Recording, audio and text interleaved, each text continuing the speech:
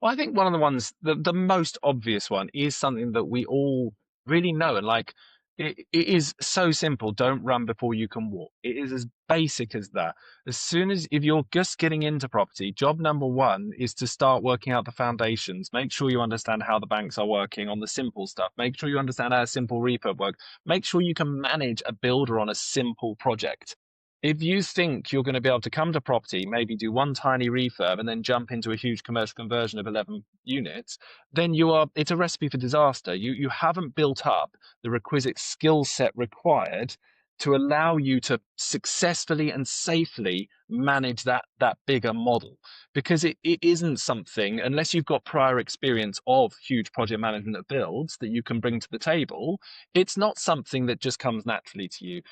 You've got to understand where the danger points are, and what can go wrong before you can successfully manage something like that. So it is a simple look. Just don't just listen to the hype and listen to someone say, but this is the model for you, you should do it, and then go and do some big version of it. If you want to do a serviced accommodation, don't jump into a block of 4 or 6 serviced accommodation in one area. Just do one simple one, make sure it really works and understand the nuance, and then maybe do two in one block. It's just being very careful with how you progress your growth. I think that's the most important thing. And do you know what? That requires patience, because most people getting into property have this desire, they're there to get to cash flow quickly. They want to get out of their job. They want to do this or that. And as soon as you focus on the desire to grow quickly to get to your end result fast, over and above just a sense of, well, this is the, this is the sensible approach, you start making stupid decisions, and you start just taking on stuff that is too risky for you and is most likely going to set you back into a position where you're in a worse place than you were before, because you've got lots of headaches, but you don't necessarily have the cash flow. So that would be the most obvious one that I would say. Anything you want to add to that, and Yeah, I guess I was thinking as well that um, our level of comfort varies as well, depending where we've come from. I mean, I used to work for a guy years ago who made enormous amounts of money in one business, yeah, and then kind of switched to property investing. I mean, his business, he was selling from like 20 million, plus, and then he moved to property investing. So it would have been entirely inappropriate for him just to go out and do one bed flats, absolutely. conversions. And he had a huge network and a skill set, could manage people. And so he went almost straight into those kind of bigger developments, yeah. And that was absolutely right and appropriate for him.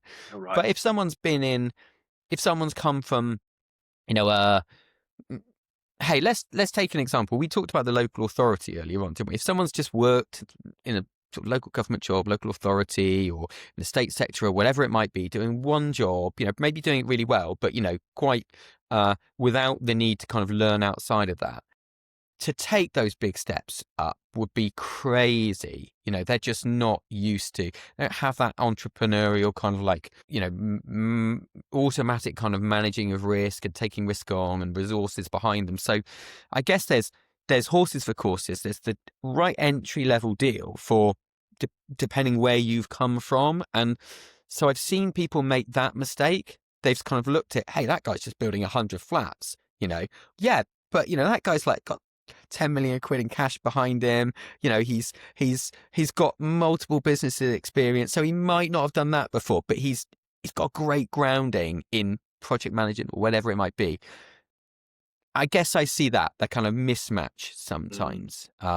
I don't know if that resonates as well. 100%. And because one of our things we often do for people up front when they come to work with us is the business model selector, is looking at how do you choose what business model is right for you, which property option is the right one for you. And it's obviously there's so many different aspects that lead into that, from like how much cash flow it makes, how much capital you have available. But one of the most important ones in deciding it is your previous experience, or um other skill sets that are going to support you in this model. And some people come along and they've never done any property, but they do have the experience, the project management experience, or the trade experience, or whatever it is, that means that yes, actually stepping straight into something a bit bigger is the right move, and there's going to be no problem. Because if you're a builder who has already done big build projects as a builder, then of course coming in and maybe doing a commercial conversion could be right for you straight away, because you actually might have done that before in previous history, even if you've never done it for yourself as the investor. So